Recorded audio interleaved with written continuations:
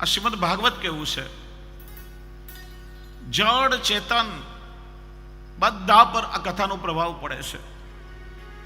કેવલ મનુષ્ય પર પડે છે એટલું જ નહીં, સમગ્ર વાતાવરણ પર, સમગ્ર સૃષ્ટિ પર આ કથાનો પ્રભાવ પડે છે. પ્રસંગ આવે છે ને, શ્રી ગુસાઈજી એક ગામમાં પધાર્યા હતા. પ્રાતઃકાલે એક વૃક્ષની છાયામાં બિરાજી આપ સંધ્યાવંદન કરી રહ્યા હતા. કોઈ પ્રવાસી ત્યાંથી પસાર થયો, શ્રી ગુસાઈજીના દર્શન કર્યા. સાક્ષાત ભગવત સ્વરૂપનો અનુભવ થયો. આ કોઈ સામાન્ય વ્યક્તિ નથી, સાક્ષાત શ્રી કૃષ્ણ છે. વિનંતી કરી, શરણમાં આવ્યો. પૂછ્યું મારું કર્તવ્ય શું? શ્રી ગુસાઈજી આજ્ઞા કરી કે દરરોજ વૈષ્ણવની સાથે બેસી તમે ભાગવતજીનો સત્સંગ કરજો. આજ્ઞા કરી શ્રી ગુસાઈજી ત્યાંથી બીજે ગામ પધાર્યા. પેલો વૈષ્ણવ વિચારે કે મારા ગુરુએ મને વૈષ્ણવની સાથે ભાગવતજીનો સત્સંગ કરવાની આજ્ઞા કરી છે, ને હું જાણું છું ત્યાં સુધી આસપાસના ગામમાં એવો કોઈ વૈષ્ણવ નથી. એવો વૈષ્ણવ હું ક્યાં શોધું? વિચાર્યું, વૃક્ષ છે પણ વૈષ્ણવનું સ્વરૂપ છે ને, અને જે વૃક્ષની છાયામાં મારા ગુરુ શ્રી ગુસાઈજી બિરાજતા હતા એનાથી મોટો વૈષ્ણવ મને બીજે ક્યાં મળે? એ વૃક્ષમાં વૈષ્ણવનો ભાવ રાખી પેલો વૈષ્ણવ દરરોજ વૃક્ષની સામે બેસે, શ્રીમદ ભાગવતજીનું પારાયણ કરે. અને ભાગવતનો પ્રભાવ તમે જુઓ કે કેટલાય સમય પછી એ જ માર્ગેથી શ્રી ગુસાઈજી પાછા પધારી રહ્યા હતા. અને જેવા દૂરથી પધારી રહેલા શ્રી ગુસાઈજીના દર્શન કર્યા, વૃક્ષની એક એક ડાળીઓ ઝૂકવા લાગી, માનો શ્રી ગુસાઈજીના ચરણસ્પર્શ કરવા માટે આતુર બની હોય. અને જેવા શ્રી ગુસાઈજી નજીક પધાર્યા, મૂળમાંથી એ વૃક્ષે ઉખડીને શ્રી ગુસાઈજીના ચરણમાં સાષ્ટાંગ દંડવત કર્યા. વિચારો કે ભાગવતનું શ્રવણ કરીને જડ એવો વૃક્ષ પણ પ્રભુને નમી શકે, તો એનું શ્રવણ કરીને વૈષ્ણવ શું ઠાકોરજીને ગમી ના શકે? ભાગવત આપણને એવું પાત્ર બનાવે છે. એટલા માટે જેમ પૂજ્યશ્રી આજ્ઞા કરી, આ કેવલ 7 દિવસ માટેનું શ્રવણ નથી. ભાગવતજીનું શ્રવણ, એનું ચિંતન, એનું મનન નિત્ય થવું જોઈએ. આ 7 દિવસના સત્સંગને આપણે સપ્તાહ કહીએ છીએ. સપ્ત એટલે 7, અહ એટલે દિવસો. 9 દિવસનું પારાયણ હોય તો નવાહન કહેવાય, 15 દિવસનું હોય તો પક્ષ પારાયણ, મહિનાનું હોય તો માસ પારાયણ. સામાન્ય સપ્તાહ પ્રચલિત છે. અને તમે જુઓ કે રવિવારથી શનિવાર સુધી સપ્તાહમાં 7 જ વાર હોય, 8મો વાર આવતો નથી. પરીક્ષિતને પણ 7મા દિવસે મૃત્યુ આવવાનું હતું. આપણને પણ રવિવારથી શનિવાર સુધી કોઈ પણ એક વારે ઠાકોરજીનું નિમંત્રણ આવશે જ. ક્યારે આવશે કોઈને ખબર નથી. સપ્તાહનો અર્થ એ થાય કે આપણા જીવનમાં આવતો કોઈ પણ સપ્તાહ, કોઈ પણ વાર, કોઈ પણ દિવસ ભગવત નામ વગરનો વ્યતીત ન થાય. નિત્યનું ચિંતન, નિત્યનું ચરવણ જીવનમાં થવું જોઈએ. ત્યારે જ એ જીવનમાં અલૌકિક રસની અનુભૂતિ થશે. અલૌકિક સંસારમાં ખારા, ખાટા, તીખા, મોળા, કડવા બધા રસ મળે આપણને. કોઈની વાણીમાં કડવાશ હોય, કોઈના સ્વભાવ તીખા થઈ ગયા હોય, સંબંધોમાં ખટાશ આવી ગઈ હોય, આ બધા રસ લૌકિકમાં મળે. પણ શ્રીમદ ભાગવતમાં કયો રસ છે? બહુ સુંદર કહ્યું, મીઠે રસ સે ભરોરી કથા પ્યારી લાગે, મને સંસારી બાતા ખારી ખારી લાગે. मीठी रस से भरोरी, वो मीठे रस से भरोरी कथा प्यारी लागे, कथा प्यारी लागे, मन संसारी बाता खारी खारी लागे. मीठे रस से भरोरी कथा प्यारी लागे, कथा प्यारी लागे, मन संसारी बाता खारी खारी लागे. कृष्ण कथा तो मीठी मीठी जगत कथा है भारी, कृष्ण कथा तो मीठी मीठी जगत कथा है भारी. कथा सुनत ही मैं आ बैठा सांवरिया गिरधारी, कथा सुनत ही मैं आ बैठा सांवरिया गिरधारी. तम दूर भयो री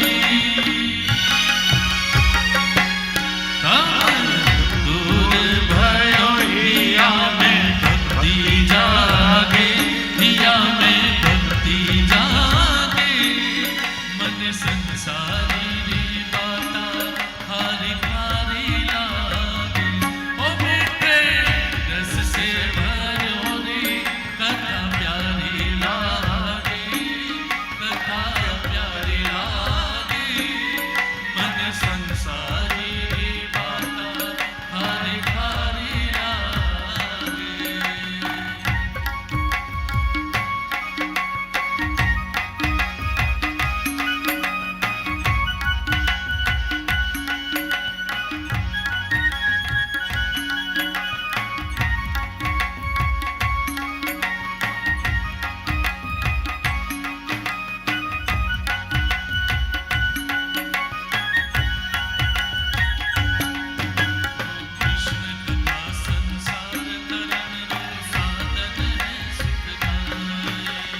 કૃષ્ણ કથા સંસાર તરણનો સાધન હે સુખદાયી યોગ જ્ઞાન તપ કલી કાલ મેં સાધન સદે ન જાઈ યોગ જ્ઞાન તપ કલી કાલ મેં સાધન સદે ન જાઈ સ્વાર્થ में डूब्यो रे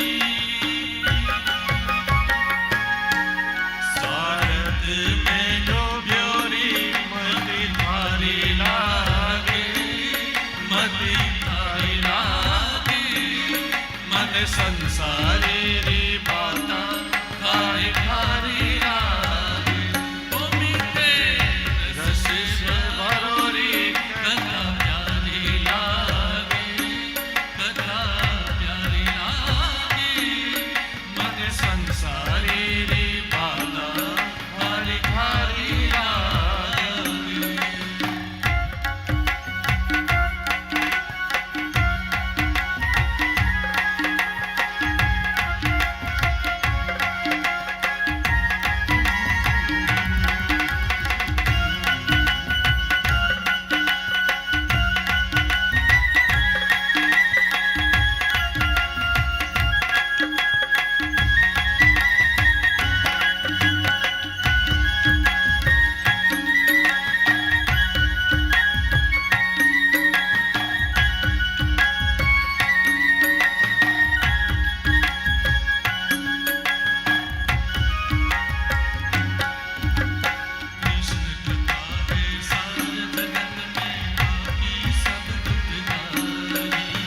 कृष्ण कथा है सार जगत में बाकी सब दुखदाई कृष्ण कथा बिन भाव न उपजे कैसे मिले कन्हाई कृष्ण कथा बिन भाव न उपजे कैसे मिले कन्हाई हरि चार दिनारी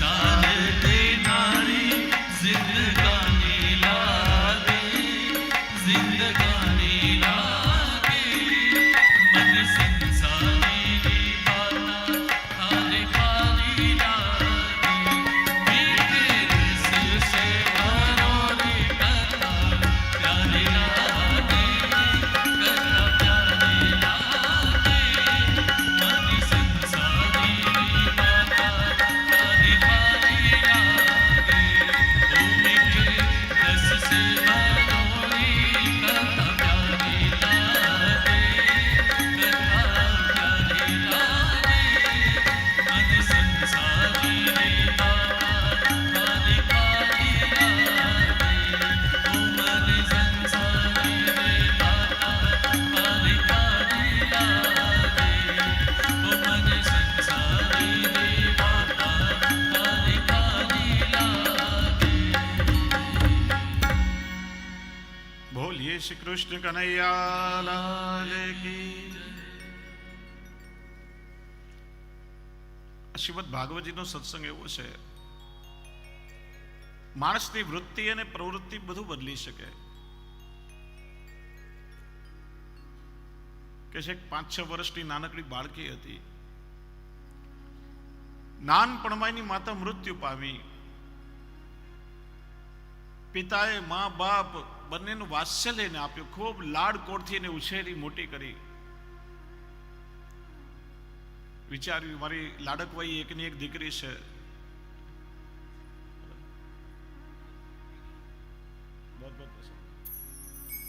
બધા ઊભા થઈ જઈએ. આપણે પૂજ્યશ્રી પધારી રહ્યા છે. આપને ખૂબ ખૂબ વંદન, ખૂબ અનુગ્રહ કરી અને મનોરથી પરિવારના સત્રમાં પધારે. એકવાર ભાવથી તાળી વગાડીને આપનું અભિવાદન કરીએ.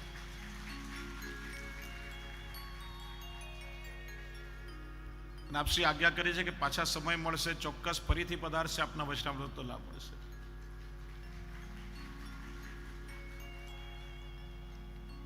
બેસી જાઓ બધા.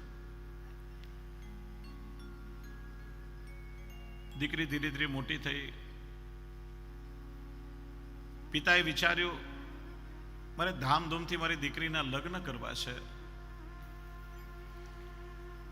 પરિશ્રમ કરી રૂપિયા કમાઈ કમાઈને દીકરીને સાચવવા આપવા લાગ્યો.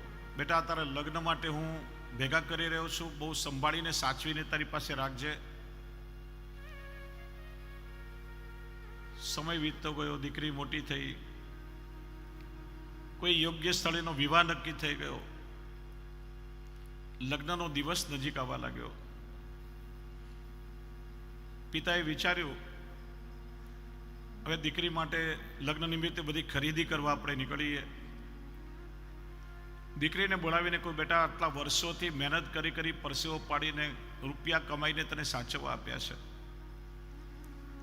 લઈને આવો તો ચાલ હવે આપણે તારા માટે દાગીના, કપડા, બધી વસ્તુની ખરીદી કરીએ. તારી મનગમતી દરેક વસ્તુ આપણે ખરીદીએ. દીકરી રૂમની અંદર ગઈ અને શ્રીમદ ભાગવતજીની પોથી પધરાવીને લઈ આવી. અને ભાગવતજીનું એક એક પાનું ખોલી ખોલી 200 રૂપિયાની નોટ, 500 રૂપિયાની નોટ કાઢી કાઢીને એના પિતાને આપે. લો પપ્પા પૈસા. પિતા ચમક્યા, બેટા આ શું? આટલી મહેનત કરીને રૂપિયા તારા લગ્ન માટે કમાયો, એને તિજોરીમાં કે બેંકમાં સાચવીને રાખવા જોઈએ. આમ ભાગવતની પોથીમાં રીતે મુકાય, કોઈ આવીને ચોરી લેતો? દીકરીએ બહુ સરસ જવાબ આપ્યો.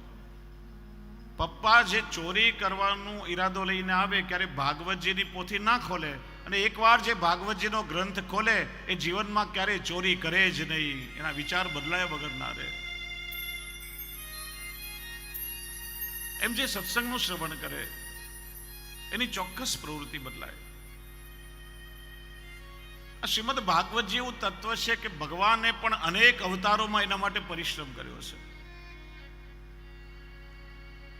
ભાગવતના વક્તા ભગવાન સ્વયં છે. સૌથી પહેલા ભગવાને ચતુશ્લોકી ભાગવત બ્રહ્માજીને સંભળાવ્યું. બ્રહ્માજી પણ ઠાકોરજીના ગુણાવતાર છે. બ્રહ્માજી એમના માનસ પુત્ર નારદજીને સંભળાવ્યું. નારદજી પણ પ્રભુના આવેશાવતાર મનાય છે. નારદજીએ વ્યાસજીને સંભળાવ્યું. વ્યાસજી પણ પ્રભુના જ્ઞાનાવતાર છે. વ્યાસજી સમાધિમાં અનુભવ કર્યો, ભાગવતની રચના કરી. વ્યાસજી એમના પુત્ર સુખદેવજીને ભાગવત ભણાવ્યું. એ પણ રુદ્રના અવતાર મનાય છે. આટલા અવતારોમાં તો પરિશ્રમ કર્યો, પણ જ્યારે પ્રભુનો વલ્લભાવતાર થયો, સ્વયં ઠાકોરજી શ્રી વલ્લભ સ્વરૂપે પ્રગટ થયા. શ્રી મહાપ્રભુજીનું પણ એક અવતાર કાર્ય છે. શ્રી ભાગવત પિયુષ સમુદ્ર મથનક શમ અને શ્રી ભાગવત ગુડાર્થ પ્રકાશન પરાયણ. ભાગવત રૂપી અમૃતના સમુદ્રનું મંથન કરી શ્રી મહાપ્રભુજીએ એમાં રહેલા પ્રભુની લીલાના ગોળ અર્થોને પ્રગટ કર્યા છે. ભગવદીઓ ગાય છે, જો શ્રી વલ્લભ પ્રભુ પ્રગટ ન હોતે વસુધા રહેતી સોની, નાતર લીલા હોતી જૂની.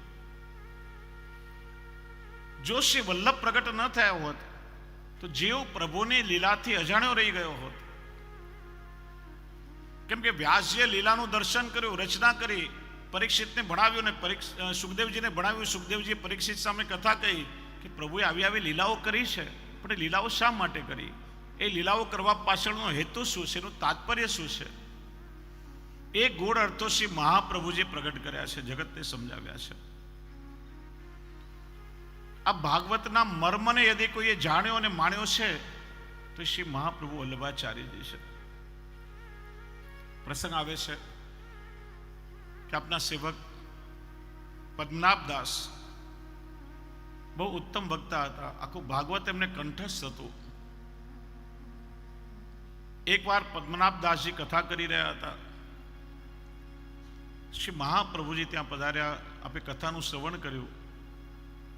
પ્રસંગ પૂરો થયો. શ્રી મહાપ્રભુજી આજ્ઞા કરી, પદ્મનાભદાસ તમે બહુ ઉત્તમ વક્તા છો, હજી વધારે ઊંડાણથી આ કથા સંભળાવો, વધારે ભાવ પ્રકાશ કર્યો, ઓર કશું ભાવ પ્રગટ કર્યો, ઓર વધારે લીલા સમજાવી, ત્રીજી વાર આજ્ઞા કરી, ઓર કશું રહસ્ય બતાવો. ત્યારે પદ્મનાભ દાસે કહ્યું, મહારાજ જો શુકને કહીશો મેને કહી. સુખદેવજીએ જે કહ્યું એ બધું મેં કહી દીધું, આનાથી વધારે કથાનો પ્રસંગ છે જ નહીં, અને હોય તો આપ સંભળાવો. એમ કહી પદ્મનાભ દાસ વ્યાસપીઠ પરથી ઉતરી શ્રોતા બનીને આસન પર બેસી ગયા. શ્રી મહાપ્રભુજી આપ આસન પર બિરાજ્યા. શ્રી વલ્લભના મુખારવિંદમાંથી ભાગવતની સુધા પ્રગટ થવા લાગી. એક ઘડી વીતી, બે ઘડી, ત્રણ ઘડી. જેમ જેમ શ્રી વલ્લભના મુખારવિંદમાંથી આપના વચનામૃતો વરસતા જાય, પદ્મનાભ દાસ વધારે ને વધારે નીચે ઝૂકતા જાય, અને એક સમયે જમીન પર સાષ્ટાંગ પોઢીને શ્રી મહાપ્રભુજીને દંડવત કર્યા. ત્યારે કોઈએ કહ્યું, પદ્મનાભ દાસ તમે તો કહેતા હતા જો શુકને કહીશો મેને કહી. સુખદેવજી કહ્યું બધું મેં કહી દીધું. આ બધું ક્યાંથી નીકળ્યું? કે હું તો હજી પણ એ જ કહું છું, જો શુકને કહીશો મેને કહી. પણ જ્યારે સ્વયં ઠાકોરજી પોતે જ બિરાજે પોતાના મુખારવિંદથી પોતાની લીલાનું વર્ષણ કરતા હોય તો એનો પાર કોણ પામી શકે? શ્રી વલ્લભે તો સાક્ષાત વસ્તુતઃ કૃષ્ણ એવા છે, અને શ્રી વલ્લભ જે ભાગવતજીનું રહસ્ય પ્રગટ કરી શકે એવું બીજું કોણ કરી શકે? એટલા માટે વૈષ્ણવ 7 દિવસ શ્રી મહાપ્રભુજીના દ્રષ્ટિકોણથી, પુષ્ટિ માર્ગીય દ્રષ્ટિકોણથી આપણે ભાગવતને સમજવાનો પ્રયત્ન કરશું. સુખદેવજીની વાણી સમાધિની વાણી છે, અષ્ટ સખાની વાણી અનુભવની વાણી છે. સુખદેવજી લીલાના વક્તા છે, અષ્ટ સખાઓ લીલાના સાક્ષી છે અને દ્રષ્ટા પણ છે. સુખદેવજીએ વ્યાસજી પાસે મેળવ્યું કથા કહી, અને અષ્ટ સખાઓ શ્રી મહાપ્રભુજી શ્રી ગુસાઈજી પાસે મેળવ્યું છે. સુખદેવજી પાસે 7 દિવસની સમય મર્યાદા છે. 7 દિવસમાં પરીક્ષિતનો ઉદ્ધાર કરવા માટે જેટલી કથા સંભળાવી જોઈએ એટલી સંભળાવી. જ્યારે અષ્ટ સખાઓ પાસે કોઈ સમય મર્યાદા નથી. નિત્ય લીલા નિત્ય નવતમ શ્રુતિ ન પામે પાર. પ્રભુને નિત્ય એમની લીલાઓનું શ્રવણ કરાવે છે. પરીક્ષિત મુમુક્ષુ છે, સુખદેવજી મુમુક્ષુ પરીક્ષિતને સંભળાવે છે, એનું શ્રવણ ફલ મુક્તિ છે.